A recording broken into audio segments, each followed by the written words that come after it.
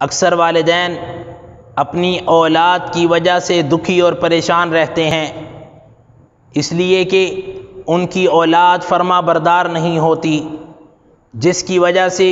وہ دعا اور وظیفے کے لیے رابطہ کرتے رہتے ہیں۔ دعا اور وظیفہ ضرور لیجئے، لیکن اس کے ساتھ ساتھ ایک بات یاد رکھیے کہ جب تک آپ اپنے بچوں کو بلا ضرورت گھر سے باہر جانے سے نہیں روکیں گے اور بلا ضرورت چھت پر جانے سے نہیں روکیں گے، آپ کے بچے کبھی آپ کے فرما بردار نہیں ہوں گے۔ اس لیے کہ مشاہدے میں یہ بات آئی ہے، جو بچے زیادہ وقت گھر سے باہر گزارتے ہیں یا چھتوں پر گزارتے ہیں، وہ نافرمان اور سرکش ہوتے ہیں، یعنی کوئی بھی کام کہا جائے وہ اس سے انکار کرتے ہیں یا حامی بھر کر اس کو پورا نہیں کرتے۔ اس کی وجہ یہ ہے کہ گلیاں اور چھت یہ سرکش شیاطین کی گزرگاہیں ہیں۔ اس لیے جو بچے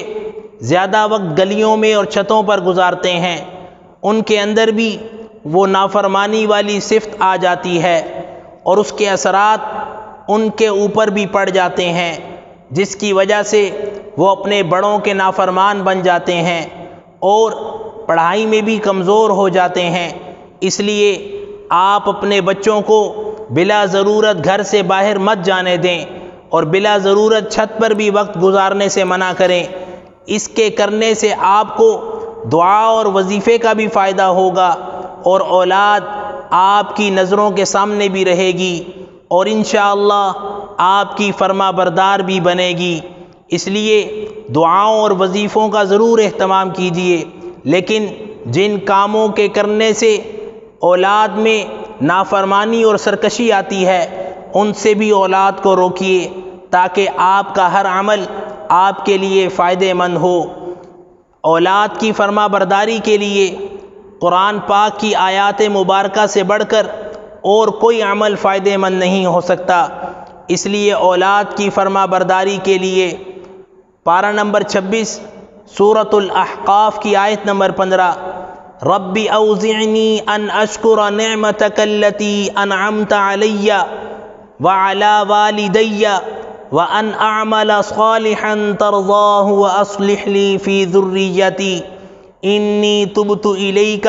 وانی من المسلمین۔ یہ آیت مبارکہ روزانہ 3 مرتبہ اولاد کو تصور میں رکھ کر پڑھیے، انشاءاللہ اللہ آپ کی اولاد کو آپ کا فرما بردار بنا دیں گے۔ اور اس آیت کے پڑھنے سے صرف اولاد ہی فرما بردار نہیں ہوگی، بلکہ آپ کو بھی اس آیت کے پڑھنے کا بہت فائدہ ہوگا، اور فائدہ یہ ہوگا کہ جب آپ اس آیت مبارکہ کے پڑھنے کا اہتمام کریں گے تو اللہ رب العزت اس آیت مبارکہ کے پڑھنے کی برکت سے آپ کو بھی اپنے رضا والے اور اپنی پسند کے اعمال کرنے کی توفیق عطا فرمائیں گے۔ اس لیے اس دعا کا خود بھی اہتمام کیجئے، اور آپ کی نظر میں جتنے بھی وہ والدین ہیں جن کی اولاد ان کی فرما بردار نہیں ہے، ان تک بھی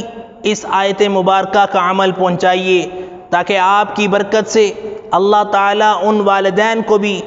دنیا کی سکھ اور چین والی زندگی گزارنا نصیب فرمائیں۔ اللہ تعالیٰ سب کی اولاد کو نیک صالح دیندار فرما بردار بنائے، اور جن کی اولاد نہیں ہے اللہ تعالیٰ انہیں نیک اور صالح اولاد سے نوازے۔ اللہ تعالیٰ ہم سب کو ہر عمل میں